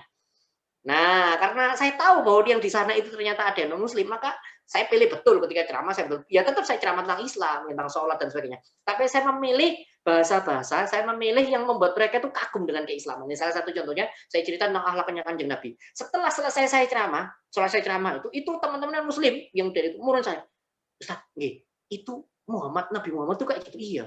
Loh, kok beda dari yang saya dengar ya? Loh, emang kenapa? Yo, kalau kayak begini emang bagus Islam. Loh, mereka ya informasi yang saya dengar selama ini tentang Islam itu salah, Ustaz. Ketika jenengan cerita kayak gitu, benar berarti ya Muhammad. Loh, itu loh. Mereka akhirnya jadi kagum tentang Islam. Nah, ketika tadi Anda tanya, Ustaz, kalau ternyata follower kita banyak non-muslimnya, maka sampaikan tentang akhlak-akhlaknya Islam. Sampaikan tentang keindahan-keindahan Islam. Karena Anda sedang jadi iklan. Anda itu sedang, dalam tanda petik, saya selalu ngomong, Anda itu sedang jadi salesnya Islam. Orang yang, dalam tanda petik, menjual supaya orang itu tertarik Islam. Ya, itu ya. Jadi konten Anda, konten-konten tentang akhlak, tentang kebaikan-kebaikan, tentang sisi kemanusiaan. Nah, itu mereka yang non-muslim akan bilang, oh iya, ternyata Islam itu begitu. Nah, bisa dipahami, nggih? Ayo, silakan, Mas Moderator. Selanjutnya, dari Krishna, Ustadz. Izin bertanya, Ustadz, bagaimana cara kita menanggapi atau merespon pujian dari orang saat kita mulai melakukan mengajak atau membagikan hal-hal baik tersebut agar terhindar dari sifat riya dan tinggi hati tersebut? Bagus. Ustaz, bagaimana menghindari sifat riya dan tinggi hati ketika kita mengajak kebaikan dan orang sudah mulai memuji kita? Betul, itu bagus. Bagus itu. Apa Ustaz yang harus kita lakukan pertama kali? Satu, ketika kita dipuji orang langsung bilang alhamdulillah. Tahu ya teman-teman artinya alhamdulillah?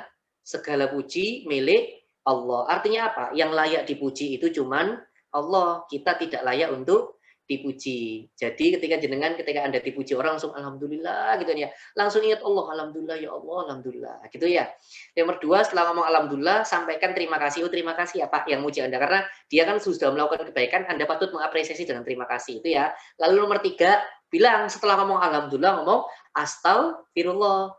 Astagfirullahaladzim. Kenapa? Ketika Anda sudah ngomong alhamdulillah itu pasangannya alhamdulillah itu pasangannya astagfirullah.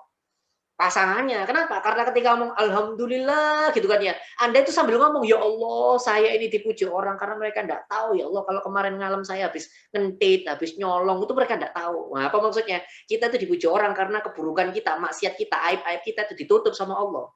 Coba kalau enggak ditutup sama Allah, itu enggak ada yang memuji kita. Coba dosa saya itu dibuka sama Allah. Enggak ada yang mau dengerin pengajian saya ini. Kayak karena saya gelem ditutul kabeh dosane Ustaz iku Bill Gates gitu kan ya, tontonan drakor misalnya kayak gitu ya. Dibuka semua aib saya, enggak ada yang nonton. Ceramah ini enggak ada yang mau dengerin. Kenapa ada yang dengerin ceramah saya? Karena itu tadi, aib saya, dosa saya ditutup sama Allah. Makanya saya harus bilang alhamdulillah, alhamdulillah ya Allah, alhamdulillah Engkau masih menutupi dosa-dosaku. Setelah ngomong alhamdulillah, nomor 2, astagfirullah, astagfirullahaladzim ya Allah. Dosa saya makin banyak, orang makin muji, dosa saya makin banyak. Nah, itu loh. Setelah ngomong alhamdulillah terus ngomong astagfirullah. Jadi ketika jenengan dipuji orang tuh langsung ingat, ya Allah, semua kebaikan ini, semua pujian datang ini karena Engkau sedang menutupi dosa-dosa saya, ya Allah. Itu yang pertama. Nomor dua, ya Allah, semua pujian yang datang ini sesungguhnya punya Engkau, ya Allah, karena memang yang maha terpuji cuma Engkau, yang layak untuk dipuji cuma Engkau. Hamba ini cuma makhluk yang kotor yang Engkau sembunyikan keburukannya. Lalu istighfar, mohon ampun karena dosa-dosa kita ini apa namanya, makin kita dipuji, ternyata yang kita lakukan tetap kita melakukan dosa makin banyak, yaitu kita mohon ampun, istighfar. Jadi setelah ngomong alhamdulillah, ucapkan istighfar. Saya ulangi kalimat saya, setelah ngomong alhamdulillah, ucapkan istighfar. Nomor 3, ini yang dilakukan oleh Habib Umar bin Hafid. Masya Allah, saya bilang, ya Allah, ini ternyata dari sepengetahuan saya, ternyata kalau tidak salah, Ustadz Abdul Somad juga melakukan. Apa itu? Maaf kalau bahasa Inggris sopan. Maaf ya, maaf. Ngosek WC. Ustadz apa hubungannya gitu kan ya. Katanya muridnya, saya pernah ketemu muridnya Habib Umar bin Hafid itu bilang, beliau tuh maaf ya, ngosek WC itu dalam rangka apa? Supaya tahu bahwa kita semua manusia itu hina seperti kotoran itu tadi loh. Ketika kita merasa sombong, langsung ngosek WC itu lali, sombongnya lali. Sombongnya itu tinggi, hatinya lupa, lapo, soalnya ngosek WC. Maaf ya kalau bahasa kurang sopan, mohon maaf. Jadi ketika kita melakukan pekerjaan yang kotor, maksudnya kotor itu tadi bersih-bersih yang sangat kotor. Nah, Anda akan jadi tahu apa namanya, jadi ingat kesalahan-kesalahan Anda. Makanya Masya Allah saya bilang, iya bener ya. Saya bilang, iya ya, perlu dicoba ini. Ketika kita lagi tinggi hati, lagi sombong, lagi riak, karena banyak orang yang menyukai kita, banyak orang yang mengikuti anjuran-anjuran kebaikan kita, bersegeralah ngosek WC. Wah, ya ini apa nasihatnya Habib Umar, bersegeralah ngosek WC. Ini apa hubungannya? Ya itu tadi hubungannya. Ketika Anda ngosek WC, hati Anda itu langsung ingat, ya Allah, hamba ini hina ya Allah. Dari maaf kalau saya kena sopan. Maaf ya. Mas, Mbak, Anda yang ganteng dan cantik kayak begini, itu kan asalnya dari, maaf ya, asalnya kan dari air mani. Jadi kan loh, yang ganteng dan cantik ini kan asalnya dari air mani. Pertanyaan saya, air mani itu sesuatu yang menjijikkan atau sesuatu yang indah? Ayo, api kuno air mani. Nek misalnya Anda mau sesuatu yang indah, ono gak? Iki lo tak donorno air maniku, ono gak? Ayo, tak kayakno air mani, ono gak? Atau maaf ya, Mbak, maaf ini kan kurang sopan supaya Anda tuh logikanya bisa main. Maaf ya, Mbak, Mas, maaf. Ketika Anda yang perempuan itu, ketika sel ovum Anda tidak dibuahi, kan itu akhirnya berubah menjadi darah kan, dikeluarkan menjadi darah. Nah, bukti bahwa sel ovum itu menjijikkan, coba, maaf, darah itu pamerno, ono sing gelem gak? Ayo, ono sing gelem gak itu gedine, maaf, darah dari menstruasi. Ada yang mau enggak? Pasti ada yang mau. Kenapa? Karena menjijikkan. Nah, kenapa tiba-tiba saya cerita seperti ini? Supaya jenengan ingat bahwa Anda, kita semuanya ini berasal dari sel ovum dan sel sperma. Maksudnya gimana? Kita ini berasal dari sesuatu yang menjijikkan. Wong menjijikkan lo kok sombong. Wong menjijikkan lo kok riya. Wong menjijikkan lo kok tinggi hati. Makanya tadi Habib Umar bilang, kalau kita lagi sombong, lagi tinggi hati, lagi merasa alim, merasa soleh, segera ke kamar mandi, ngosek WC. Biar tahu betapa hinanya diri kita. Ye, bisa difahami ya. Monggo Mas Moderator, silakan. Allah. Ustaz. Selanjutnya dari Puspita lagi Ustadz ini. Apakah ada buku rekomendasi? Gantian, Mas. Coba yang lain dulu, nanti Pak Muslim tapi dulu kan yang lain biar dapat semua. Oh, jin. Ini ada Elin Vidiana. Assalamualaikum Ustadz. Saya ingin bertanya, berarti sifat baperan itu salah satu penyebabnya karena niat kita kurang. Terima kasih. Allah, bagus. Ustaz, kalau kita berperan dalam ketika kita beramal, Masya Allah, gelegean ngisi-ngisi nira. Masya Allah, gak ngasih contoh yang baik, astagfirullah. Ya kan ya, aib saya banyak ya. Saya tadi teman-teman sebelum ngisi di sini kan saya belum makan waktu daripada sakit, keluar sebentar beli pentol. Jadi beli pentol agak banyak terus makan pentol. Ini gelegean gara-gara pentol itu tadi ya. Saya penggemar pentol soalnya. Saya tahu di UPN ada bakso yang bagus sebelah mana. Ini yang enak sebelah mana. Gue naik ceramah UPN tak mampir nang pentol-pentol daerah mana ya. Daerah sana. Nanti ditulis di komen ya. Pentol sekian nanti. Baik, balik. Ustadz, itu tadi ya. Berarti sifat baperan kita tuh karena niat kita yang kurang ikhlas gitu dan sebagainya. Begini, bahwa betul bisa jadi kita itu baperan dalam artian aku kok berbuat baik tidak ada yang muji gitu kan. Aku ketika berbuat baik kok tidak ada yang nge-view, nggak ada yang nge-like. Nah, itu karena memang niat kita ikhlas. Betul. Jadi kalau Anda bilang, Ustaz, berarti kalau kita baperan, maksud saya itu baperan yang tentang amal ya, bukan baperan ketika bukan baperan yang ketika disinggung orang gitu kan. Kita bicara tentang baperan amal gitu kan ya. Baperan ketika berbuat kebaikan, bukan ketika disinggung orang ya. Nah, ketika kita berbaperan ketika berbuat amal kebaikan, terus baper, kok tidak ada yang memuji, kok tidak ada yang mencontoh. Nah, itu betul, karena kurang lurus atau kurang bersihnya niat kita. maka pastikan teman-teman bersihkan niat, luruskan niat, bersihkan niat, luruskan niat. Ingat ya, ikhlas itu ada di 3 tempat. Saya mengulang-ulang ini supaya jangan tidak bosan. Imam Ghazali bilang ikhlas itu ada di 3 tempat. Yang pertama, ikhlas itu ada di awal perbuatan. Ada orang yang pertama niatnya ikhlas, nama-lama lebih niat kan, niatnya ikhlas misalnya. Ikhlas, dia tidak pengen tiga hati sombong, tidak pengen pamer. Tapi di tengah perbuatan akhirnya jadi tidak ikhlas. Makanya Imam Ghazali bilang ada awalnya ikhlas, tapi di tengah perbuatan jadi tidak ikhlas. Ya, saya nyontohin bolak-balik itu ketika adzan Allahu Akbar gitu kan ya. Calon mertuanya lewat, ketok langsung berubah. Allah gitu. Nadanya langsung berubah. Lah, itu sudah ikhlas itu. Wes hilang pahala nih, gitu kan ya. Atau ngaji. A'udzubillahi minasyaitonirrajim. Itu akhwat yang diidam-idamkan lewat sret. Bismillahirrahmanirrahim, berubah, langsung berubah. Wis ikhlas hilang, wis. Ikhlas hilang. Nah itu loh. Jadi awal bisa ikhlas tapi tengah-tengah bisa tidak ikhlas. Ada lagi teman-teman, awal ikhlas, tengah ikhlas. Nah ini yang ketiga. Akhir perbuatan. Jadi letaknya ikhlas itu ada di awal, ada di tengah perbuatan pada saat melaksanakan, ada di akhir. Ada orang yang ketika semuanya ikhlas, ternyata di akhir perbuatan jadi ikhlas. Sholat, Allahu Akbar, ingat dosa, nangis. Nangis, tidak berhenti nangis, dosa sujud, nangis ya Allah, terus selesai. Assalamualaikum warahmatullahi, assalamualaikum warahmatullahi, salam, terus noleh kanan kiri, noleh gitu kan ya, bilang, ya Allah, tidak ada yang nangis selain saya. Nah itu wis hilang itu wis, pahala sholat hilang gara-gara ikhlas itu mau. Ya itu makanya menjaga keikhlasan itu luar biasa teman-teman. Makanya kan levelnya tertinggi kan. Setelah muslimin, mukminin, muttaqin, muhsinin, mukhlisin kan ya, menjaga keikhlasan. Yang paling susah itu menjaga keikhlasan. Maka benar jenengan tadi bilang sifat baperan itu karena itu ya Ustaz, salah penyebabnya karena niat kita yang kurang lurus. Ya, makanya luruskan niat. Nggih, banyak-banyak ketika beramal tuh ya Allah, jadikan niat saya ikhlas ya Allah, banyak istighfar ya Allah, jadikan niat saya ikhlas. Gitu nggih. Silakan Mas moderator, ada lagi. Iya, Ustaz. Nih dari Rania Ustadz. Assalamualaikum Ustadz, izin bertanya mengenai suatu hal.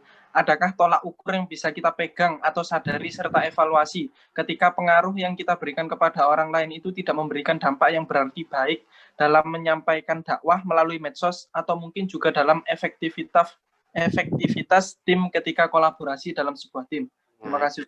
Ini pertanyaan Anda double kill nih Mbak. Ini double kill begini nih.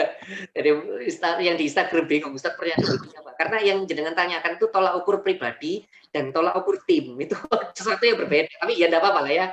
Semoga saya bisa menjawab dua-duanya. Ini double kill pertanyaan dua. Jadi apa tolak ukur efektivitas ketika kita mengajak kebaikan, baik itu secara pribadi ataupun secara tim, apakah tim kami kurang kompak atau bagaimana, gitu nggih. Jadi yang pertama gini, kita bicara pribadi dulu. Kalau ukurnya begini, ketika Anda mengajak kebaikan, sudahkah Anda meluruskan niat? Itu tolak ukurnya. Saya niat saya lurus gak ya? Makanya kok gak berdampak, enggak ada orang yang mengikuti ajakan saya. Nah, itu tolak ukur yang pertama itu. Saya sudah niat lurus gak ya? Niat saya ini sudah lurus gak ya? Makanya orang kok mau ikut atau tidak. Itu tolak ukur yang pertama. Tolak ukur yang kedua setelah ikhlas atau tidaknya, nomor 2, saya sudah melakukan nggak ya? Nah itu loh, setelah saya sudah ikhlas atau tidak, nomor 2, saya sudah melakukan nggak ya? Anda ngajak sedekah, Anda sendiri melakukan sedekah atau tidak? Nah itu tolak ukur nomor 2. Setelah keikhlasan, nomor 2 itu sudah melakukan atau tidak? Aku ngejak wong, iki aku dhewe nglakoni apa enggak? Nah itu nomor 2. Jadi ngecek, nomor pertama itu cek keikhlasan, nomor 2 cek amal, apakah kita sudah melakukan. Itu nomor 2. Nomor 3, cek apakah saya ketika melakukannya, maksudnya ketika menasihati tadi sudah menggunakan cara yang terbaik, bahasanya bahasa terbaik, metodenya metode terbaik, gitu kan. Ingat nggih, bahasa bisa baik tapi metode bisa tidak baik. Contoh, ini langsung contoh nggih, bahasa baik metode tidak baik. Misalnya ada pemirsa di sini gitu ya, ada yang bahasa saya halus, teman-teman silakan, ada yang mau tanya, silakan, ada yang mau tanya gitu. Mau yang tanya, silakan, yang tanya silakan gitu kan ya. Silakan yang tanya, loh bahasa saya halus, tapi sikap saya, metode saya tidak halus. Nah itu teman-teman, tidak cuma bahasa, metode gitu. Tidak cuma bahasa, metode. Saya mau sedekah, bahasaku halus, ini buat sampean, tapi uangnya dilempar loh. Bahasanya halus, tapi metodenya tidak halus. Nah itu tadi, nomor 3, setelah 1 cek keikhlasan, 2 cek apakah Anda sudah melakukannya atau tidak. Nomor 3 cek metode. Apakah metode Anda itu sudah metode yang terbaik, tidak menyakiti orang dan sebagainya. Itu ya ngeceknya apa istilahnya? Ngeceknya kalau secara pribadi. Nah, kalau ngeceknya secara tim, sebenarnya sama. Yang pertama, sudahkah anggota tim itu dicek keikhlasannya? Itu yang paling penting. Sudahkah di antara anggota tim dicek keikhlasannya? Itu yang pertama. Nomor dua, sudahkah dicek di antara anggota tim ini apa kebersihan dari dengki? Ustadz, maksudnya bersih dari dengki itu apa? Karena di dalam tim itu tidak dipungkiri ada kepala, ada berapa banyak kepala, ada berapa banyak hati. Karena bisa sangat terjadi ada dengki antara satu sama lain. Sing muncul iki mentang-mentang aku sih pembantu umum, jenengku gak tahu muncul. Akhirnya sih muncul jenengnya hari itu terus. Ketua, ketuanya Hokage ketujuh misalnya gitu kan ya. Si pembantu umum apa Genin, gak tahu disebut apa pembantu umum soalnya. Nah itu loh, sudahkah Anda cek apa di antara Anda itu, di antara anggota kelompok Anda itu ada kedengkian. Nah, itu kudu dicek. Selain keikhlasan, dicek. Nih, ono kedengkian, ada iri-irian, ya itu tadi. Dakwah Anda, influence Anda, kalau kita bicara tim ya, itu tidak akan berpengaruh. Karena anggota timnya, itu tadi ada salah satu apa saling mendengki atau saling iri satu sama lain. Itu nomor dua. Lalu nomor tiga, sama. Sudahkah kerjasama Anda itu kerjasama yang efektif dan tidak saling menjatuhkan? Ustadz, maksudnya efektif tidak saling menjatuhkan begini teman-teman. Karena kadang-kala kerjasama itu efektif, tapi akhirnya saling menjatuhkan. Contoh paling gampang begini supaya dengan Anda bisa lakukan. Saya misalnya kalau di OSIS saja ya, kita ngomong paling gampang OSIS. Misalnya saya si olahraga gitu kan ya. Di sana si kerohanian misalnya gitu. Saya mau bikin acara lomba pencak silat gitu kan ya. Nah, di situ mau bikin acara pengajian. Itu sama-sama efektif, tapi harinya sama, jamnya sama. Harinya sama, jamnya sama. Lihat, ini acaranya efektif, tapi karena hari dan jamnya sama, akhirnya apa? Orang tuh bingung, aku tak melu pengajian, apa aku melu lomba, akhirnya apa? Terpecah. Akhirnya apa? Akhirnya tidak jadi apa namanya? Tidak saling menguatkan, akhirnya jadi saling menjatuhkan itu. Karena apa? Karena kerjasamanya tidak kompak, koordinasinya tidak kompak. Akhirnya ketika bikin acara, sering kali saya ngecek ini, sering kali kalau ada kegiatan tuh, kegiatan itu ompok bareng. Hari yang sama kegiatannya bareng. Akhirnya apa? Konsumen follower atau pengikut Anda yang mau ikut itu hanya bingung, aku tak melu sing ndi. Nang kene pengajian iki, aku melu sing ndi. Nah itu karena apa? Karena tidak koordinasi. Kalau koordinasinya baik, maka harinya itu bisa disusun sehingga pengajian itu bendino ono, orang enggak bentrok mau ikut yang ini, mau ikut yang ini, mau ikut yang ini. Untung sekarang online. Kalaupun nggak bisa ikut, cuman ngelaikan laptop atau handphone gitu kan ya, direkam. Aku tak melu sing iki ngerekam tok, tak tonton rekaman ini. Saya tahu sekarang online. Kalau dulu pengajian yang bentrok-bentrok kasihan itu. Yang satu pengen ikut Ustaz Salim Afila misalnya, yang satu pengen ikut Ustaz yang lain, bingung. Ya apa kira aku padahal pengen melu lulu karuni. Nah, gitu kan ya. Kenapa? Karena kurang koordinasi di antara kita. Kalau koordinasi kita baik, maka influence atau dakwah kita itu pasti efektif. Maka pastikan tuh cek koordinasi. Gitu ya. Saya rasa itu jawabannya cukup panjang untuk dua pertanyaan tentang tolak ukur efektivitas kita secara pribadi ketika berdakwah atau tolak ukur efektivitas tim ketika berdakwah. Gitu ya. Baik, silakan. Mas moderator. Benar. Nah, ini dari Hatta Himawan. Assalamualaikum warahmatullahi wabarakatuh, Ustadz. Fase hidup atau momen apa yang membuat Ustadz menyimpulkan sosmed seharusnya menjadi powerful tool untuk menjadi promosi Islam? Jadi banyak momen sih kita bilang sosmed jadi tempat untuk powerful tool untuk berbaik kebaikan. Jadi begini, memang awal mulanya ya dari Naruto itu. Dari Naruto itu saya bilang loh, ini Naruto ini pelajaran hikmahnya banyak. Kenapa kok tidak disampaikan kebaikan-kebaikannya terlepas dari memang kartun Naruto itu juga ada buruknya. Ya pastilah ya, drakor atau apapun itu mesti ada baik dan buruknya. Nah, baru ketika menjadi sebuah pukulan telak saya itu saya mulai ngomong, wah ini sosmed ini itu ketika TikTok itu kemarin itu pukulan telak buat saya. Kenapa? Karena maaf kalau bahasa sopan ini saya sampaikan, saya adalah orang yang paling benci dengan TikTok. Saya itu adalah orang yang paling benci dengan TikTok. Ini aplikasi maksiat gitu kan ya. Joget toh saya bilang gitu. Itu bener. Tanya sama istri saya itu orang yang paling benci dengan TikTok. Hingga suatu saat saya mulai mikir, ya mulai melihat realita gitu loh. Kalau TikTok isinya begituan doang, maka apa yang terjadi? Ya orang isinya joget doang, isinya maksiat. Maaf ya, akun-akun ghibah, lambe turah gitu kan ya, sudah ada di TikTok itu. Lambe turah itu ada di TikTok loh. Lambe turah yang harusnya ada di Instagram itu masuk ke TikTok loh. Kalau maksiat aja bisa masuk ke TikTok. Maksudnya gini, maksiat aja sampai berpikir harus masuk TikTok. Gitu loh. Sampai berpikir harus menguasai TikTok. Lah gimana kita yang amar ma'ruf itu yang kebaikan loh kok gak masuk TikTok. Karena TikTok itu seperti pisau, kalau digunakan oleh seorang wanita untuk memasakkan suaminya itu jadi berpahala, tapi kalau digunakan oleh seorang laki-laki, seorang pencuri untuk mencuri itu jadi berdosa. Yaitu tadi, medsos itu seperti pisau, Anda bisa gunakan untuk apapun. Kalau Anda gunakan untuk membela diri dari kejahatan, itu berhukum wajib. Tapi kalau Anda gunakan untuk membunuh orang, itu menjadi berhukum haram. Nah itu tadi, medsos, mau itu Instagram, mau itu Facebook, mau itu YouTube, mau itu Twitter, mau itu TikTok, atau apapun itu seperti pisau. Seperti pisau, Anda bisa gunakan untuk sesuatu yang menjadi maksiat, atau Anda bisa gunakan sesuatu untuk menjadi sesuatu yang syariat, tergantung Anda. Makanya itu penting, sekarang penting. Makanya saya bilang tadi, fardu kifayah sekarang. Kenapa? Karena terlalu banyak orang yang tidak soleh muncul di medsos. Maaf kalau kalimat saya kurang sopan. Seorang ahli kedokteran kalah dengan selebgram. Seorang ahli kedokteran yang bisa menjelaskan penyakit itu kayak begini loh, COVID itu kayak gini, kalah sama selebgram. Selebgram kalau ngomong TikTok lagi. Selebgram kalau ngomong COVID itu, wah, ini tuh konspirasi. Anda tahu, ini tuh ya sama konspirasi dari bumi datar, gelodak langsung begini saya. Langsung begini, sebentar. Ambil buku-buku konspirasi. Saya punya banyak di sini buku-buku konspirasi. Ini ada 3 sejarah dunia dan sebagainya. Saya punya banyak buku konspirasi. Jadi kalau ada yang bilang Ustadz ini anti konspirasi, jadi sopo. Sebelum saya kayak begini itu bacaan konspirasi saya itu banyak. Baik itu yang berbahasa Inggris atau yang berbahasa Indonesia, akeh. Bukan hanya buku konspirasi yang bikinan oleh orang-orang Islam, buku-buku yang bikinan orang-orang Muslim itu saya baca tentang konspirasi. Saya jadi bukan seorang yang anti konspirasi gitu ya. Tapi kalau Anda mau ngomong konspirasi itu harus pakai fakta, harus pakai data. Bukan cuman cocok logi dari video. Kenapa saya bilang seperti ini? Karena ini yang terjadi sekarang ini. Ahli kedokteran tuh kalah sama selebgram. Kiai ustadz tuh kalah sama selebgram, kalah sama orang yang terkenal, kalah sama yang followernya banyak. Berapa banyak kutipan-kutipan para kiai, kutipan-kutipan para ustadz yang ditulis di buku, yang ditulis di kitab dengan perenungan yang begitu panjang, kalah dengan sebuah status yang gak pakai mikir. Saya ulangi kalimat saya, berapa banyak kalimat-kalimat hikmah, berapa banyak ilmu-ilmu dari ustadz, dari kiai, dari syekh, yang tertulis dari kitab, yang berasal dari renungan panjang, yang berasal dari kontemplasi yang begitu panjang, kalah dengan sebuah tulisan Twitter atau statusnya seorang selebgram.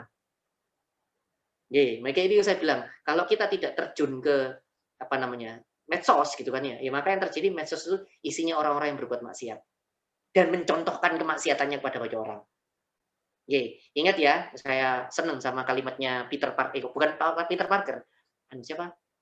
Ben Parker ya, Ben Parker, pamannya Peter Parker ya, pamannya Peter Parker di Spider-Man yang dulu, bukan yang ini ya, Spider-Man yang zaman jadul, yang berapa itu, tahun berapa? Yang jadi masih Tobey Maguire itu loh, Spider-Man yang dulu-dulu, yang bukan The Amazing Spider-Man, yang sebelumnya lagi, bukan Spider-Man ini, bukan, yang Spider-Man yang sebelumnya lagi, jadi Spider-Man ini sebelumnya lagi, kalau nggak salah, berapa tahun berapa? 2007 ya, benar ya? Ya, 2007. Ya itu Tobey Maguire. Saya masih ingat kalimatnya begini. With great power comes great responsibility. Dengan kekuatan yang hebat muncul tanggung jawab yang hebat juga. Tanggung jawab yang besar ya, generasi pertama Spider-Man, betul. Jadi itu saya dengar kalimat itu. Kalau Anda punya kekuatan hebat dalam artian Anda itu dikenal banyak orang, Anda sangat terkenal, muncul tanggung jawab. Muncul tanggung jawab. Tanggung jawab itu mencontohkan kebaikan. Jadi ketika Anda sudah mulai dikenal, jadi terkenal, itu muncul tanggung jawab. Gak cuman, wah aku terkenal, enggak. Muncul tanggung jawab untuk mencontohkan kewajiban. Mencontohkan kebaikan. Nah itu saya belajarnya dari Spider-Man. From great power comes great responsibility. Nah itu ya untuk Mas Hatta Imawan. Kan ya? Iki adik kelasku ya Mas Hatta Imawan. Silakan, monggo Mas. Ada lagi? Masih nutut waktunya? Ustadz, ini tadi dari Puspita yang terakhir Ustadz. Yang terakhir, ya. Yang terakhir, mana tadi sebentar Ustadz. Oh ini Ustadz. Apakah ada buku rekomendasi Ustadz untuk mempelajari akhlak sebagai seorang muslim atau muslimah yang baik sesuai sunnah Rasulullah? Baik, teman-teman kalau belajar tentang akhlak itu banyak di kitab-kitab tentang penyucian jiwa. Jenengan silakan cari kitab tergantung madzhabnya ya. Bagi teman-teman yang 4 madzhab mungkin kitabnya namanya tasawuf, maksudnya yang tema-temanya tasawuf. Bagi teman-teman yang non madhab itu kitabnya itu temanya namanya Tazkiyatun Nafs, podo. Itu sama, cuman covernya saja beda, tapi isinya sama. Jadi dengan cari kitab-kitab yang temanya itu Tazkiyatun Nafs, pensucian jiwa, atau tasawuf gitu kan ya, tasawuf apa yang saya hafal ya, yang saya tahu itu tasawuf itu kalau enggak Ihya Ulumuddin atau Al-Hikam. Itu tema-tema tentang akhlak-akhlak kebaikan. Di situ ada. Atau kalau apa Tazkiyatun Nafs itu kalau nggak salah ya, Tazkiyatun Nafs itu cari buku yang yang dituliskan oleh Ibnul Qayyim Al-Jauziyah yang Tazkiyatun Nafs itu ada. Terserah mau cari salah satu di antara itu. Anda mengikuti yang pendapat madzhab boleh, yang mengikuti non madzhab juga boleh. Saya sangat membolehkan teman mau ngikut pilihan yang mana silakan. Nggak harus sama seperti saya. Kalau saya memang mengikuti madzhab gitu nih.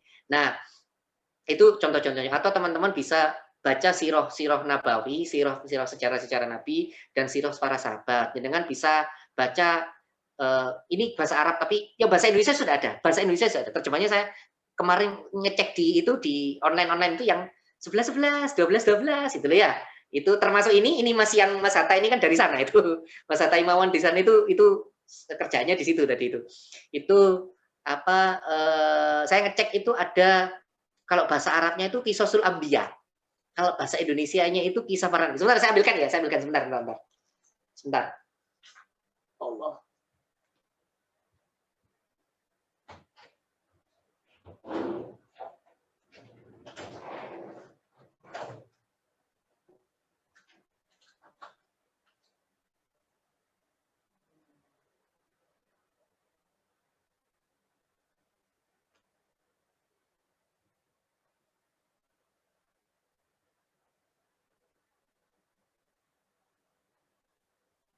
Waduh, sebentar.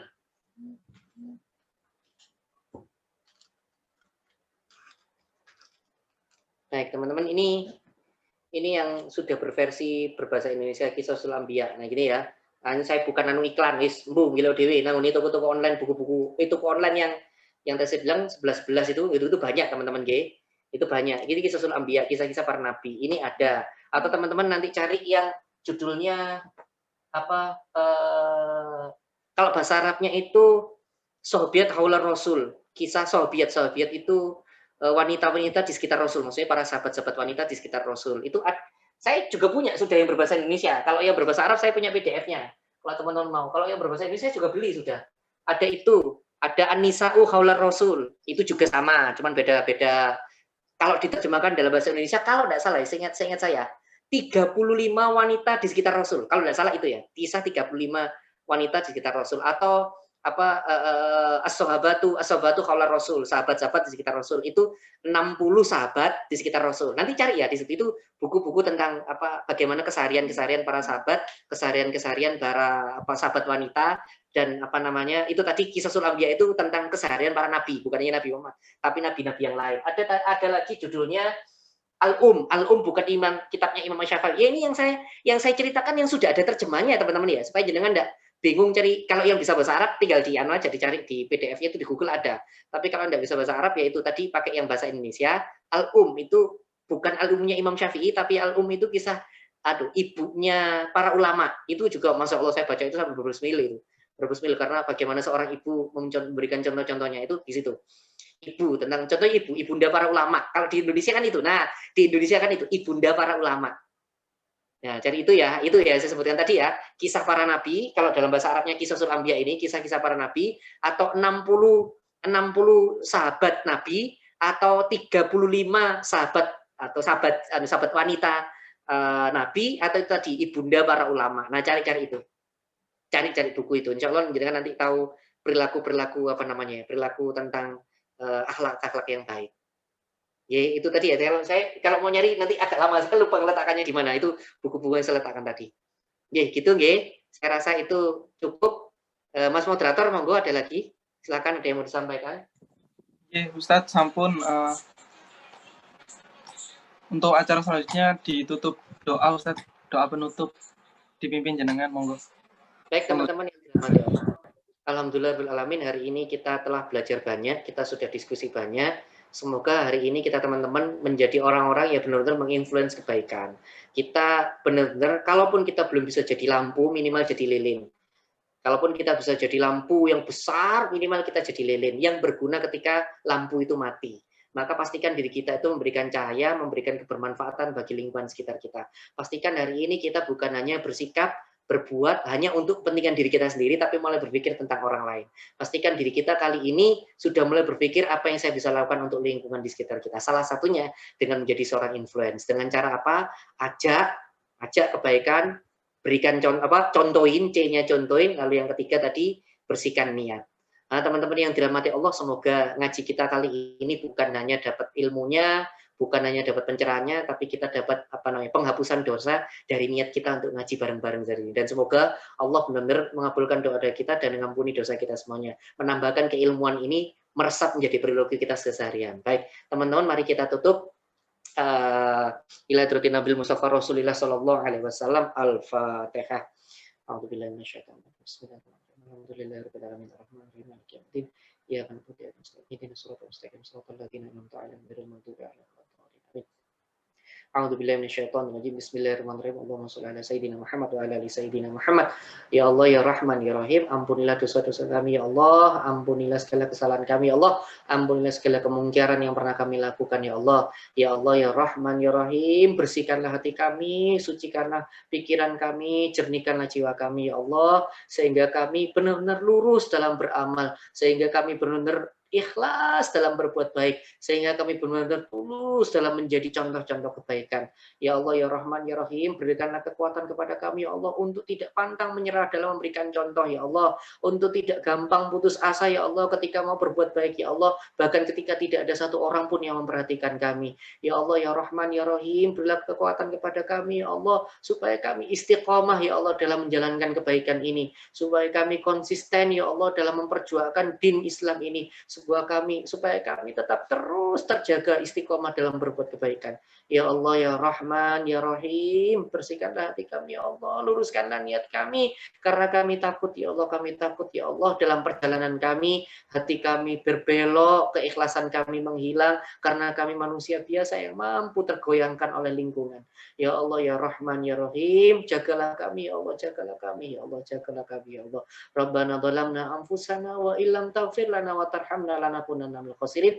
La ilaha illa anta subhanaka inni kuntu minadh dhalimin. Rabbana atina fid dunya hasanah wa fil akhirati hasanah wa qina adzabannar. Wa sallallahu ala sayyidina Muhammad wa ala alihi wa sahbihi wasallam ajmain.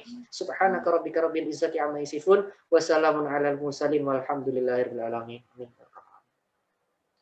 Alhamdulillahirabbil alamin. Semoga kita diberikan ridho oleh Allah, keberkahan Allah di ngaji kita kali ini. Sampai ketemu di ngaji-ngaji selanjutnya. Mari kita tutup dengan istighfar teman-teman. Astaghfirullahaladzim. Kita tutup dengan doa kafaratul majlis. Subhanakallahumma wa bihamdika asyhadu an la ilaha illa anta astaghfiruka wa atubu ilaik. Saya kembalikan ke Mas Moderator. Terima kasih banyak. Undur dulu ya, undur dulu teman-teman. Monggo semangat. Terima kasih banyak Ustaz. Waalaikumsalam warahmatullahi Ustaz. Baik teman-teman, terima kasih sudah gabung di acara kajian pada malam hari ini. Saya mewakili segenap panitia mengucapkan terima kasih dan mohon maaf apabila pada acara malam hari ini ada yang kurang berkenan. Mungkin itu, wabillahi taufiq wal hidayah. Wassalamualaikum warahmatullahi wabarakatuh.